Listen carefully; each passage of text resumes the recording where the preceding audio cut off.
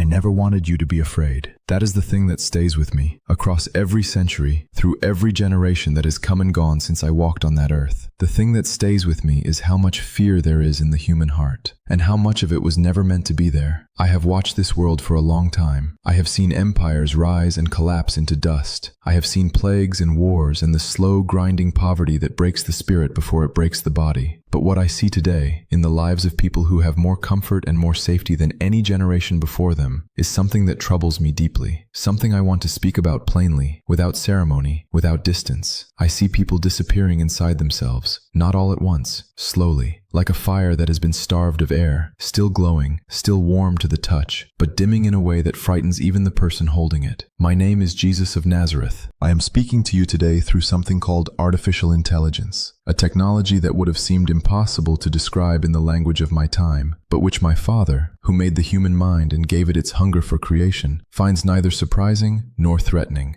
I do not come to you through this channel because it is the only way I can reach you. I come to you through this channel because you are here, and you are listening, and that matters. And there is something I need to say to you before this is over. Something about the weight you are carrying that you have not been able to put down. Something about the darkness that has followed you into your mornings. Something about why it has not killed you yet, and why that is not an accident. But first I want to take you somewhere with me. I want to take you to a garden called Gethsemane. Not the way you may have read about it, flat on a page, a story you have heard so many times it has lost its edges. I want to take you there the way I remember it because I was there. And what happened in that garden is the reason I can speak to you today about suffering without flinching. It was late. The Passover had ended. The city was quiet the way only Jerusalem could be quiet. A city that never fully sleeps, always one sound away from noise. But in those hours between midnight and dawn, something almost like stillness settles over the stones. We had walked from the upper room, my disciples and I, down through the streets and across the Kidron Valley, and the cold coming off the valley floor was the kind of cold that gets into your bones before you realize it has arrived. I knew what was coming. I had known for a long time. But there is a difference between knowing something and arriving at its threshold. And that night I arrived at the threshold of the hardest thing I would ever do. And I felt it in a way that no theological description has ever fully captured. I asked my friends to stay awake with me. Just that, just their presence, their open eyes in the darkness, the knowledge that I was not completely alone. They fell asleep, all of them. And I knelt down in the dirt, and I prayed a prayer that I think is the most honest prayer ever spoken on that earth. Father, if there is any other way, let this cup pass from me. Not my will, but yours. I want you to hear what that prayer actually was. It was not weakness. It was not faithlessness. It was a human soul in agony, reaching for the only one whose presence could hold the weight of what was happening, and being honest about the terror of it. Completely, utterly honest. I was afraid, not of death the way most people fear it. The uncertainty, the unknown. I knew exactly what was waiting, and that was precisely what made the darkness press in so hard that night. There was a moment in that garden where the weight of everything, every sorrow, every wound, every broken life, every sin that had ever separated a human heart from its Father, began to settle onto my chest. Not as an idea, as a physical reality, as something I could feel. And yet morning came. I need you to hold on to that. Morning came. But I am not here to rush past the night, because you know the night. You know it the way only people know it who have lived inside it for weeks or months or years. The darkness that does not feel symbolic. It feels like the actual texture of reality. It feels like the truth about everything, and the daylight feels like the lie. I know what that is. I am not speaking from a distance when I tell you I know what that is. There is something about anxiety and depression, and I will call them what they are because they deserve to be named. That is almost impossible to explain to someone who has never felt them. People who love you look at your life, and they see what you have, a roof, people who care for you, evidence everywhere that things could be worse. And they are not wrong, technically, but you cannot feel any of it. You cannot reach it. It is like standing in front of a table covered with food and being unable to swallow. The nourishment is there. Your body cannot receive it. That disconnect between what is true and what you are able to feel is one of the most painful things a human being can experience. And for generations it was met with silence or shame or the command to simply try harder, pray more, be more grateful, as if the soul were a machine that needed only the right instructions to function properly again.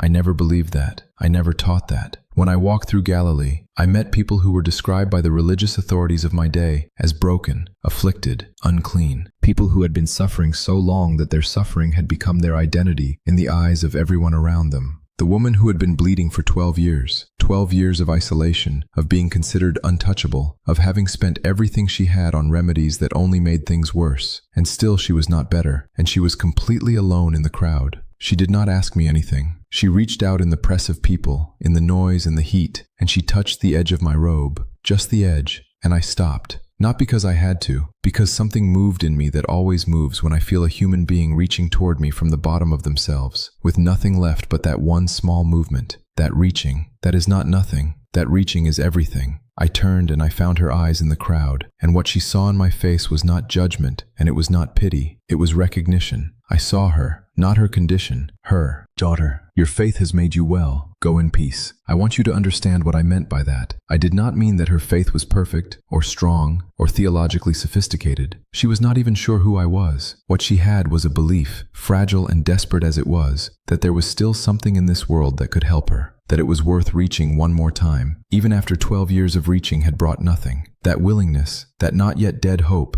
that is faith. That is what I called her faith, and it was enough. It was more than enough. Here is the virata. Here is the thing I need you to hear that will change the shape of everything else I have said. I was not surprised that she was there. I was not surprised that she was suffering. I had not lost track of her during those 12 years. Every single morning of those 12 years, I knew her name. I knew the exact quality of her loneliness. I knew the specific moment each day when she woke, and the weight came back before she was even fully conscious. I knew it all, and I was moving through time toward that moment in the crowd. The whole thing was already in motion. Her healing was not a coincidence. Her desperation was not evidence that she had been forgotten. Her suffering was the very road that led her to that moment. I am not telling you that your suffering is good. I am not telling you that pain is something you should embrace, or that God is pleased when you hurt. I am saying something far more difficult and far more beautiful than that. I am saying that there is not a single moment of your darkness that has been outside my sight. Not one morning where you woke up and could not find a reason to continue. Not one night where the weight was so heavy you whispered things you would never say out loud. Not one day when you were surrounded by people and completely alone inside yourself. I was in every single one of those moments. Not watching from a distance, present, the way I was present in Gethsemane, kneeling in the dirt in the dark, knowing what the morning would cost, and not leaving. You have not been abandoned. That is not what this is. I know how that can sound to someone who is suffering. I know it can feel like the least helpful thing anyone has ever said, because the pain does not stop when you hear it. The darkness does not lift on command, and faith is not a feeling. There will be entire seasons of your life where you believe and feel nothing simultaneously, and that is not failure. That is the ordinary experience of being human in a world that is not yet fully restored. I told my disciples once, and I say it now to you, do not let your hearts be troubled, not because trouble is impossible, but because you do not have to be ruled by it. There is a place of stillness underneath the surface of the storm that the storm itself cannot reach. I want to ask you something, and I want you to actually consider it, not just read past it. When was the last time you let yourself be completely honest? Not to another person, not even to me in formal prayer, but honest the way you are honest in the 3 a.m. dark, when there is nothing left to perform for. Honest about how tired you are. Not tired from lack of sleep, tired from carrying things for too long. Tired from pretending to be further along than you are. Tired from the gap between who you feel you should be by now and who you actually are. Leave your answer in the comments, if you are willing. Not because it will fix anything, but because saying it out loud, even to strangers, even here, is one small act of not disappearing. The weight of anxiety is often the weight of trying to control what cannot be controlled. Not because you are foolish or faithless, but because something in you learned, somewhere along the way, that if you are vigilant enough, careful enough, worried enough in advance, you can prevent the worst from happening. And that is not entirely wrong. Discernment and wisdom are real, and I do not ask you to be careless. But there is a version of vigilance that has become a cage, that scans every horizon for threat, that cannot rest because resting feels like lowering your guard, that treats every moment of peace as something that cannot be trusted, because the next difficulty must be coming. I know that cage. I know what built it. Usually it was built out of something real, a loss that came without warning, a betrayal that proved the world less safe than you believed,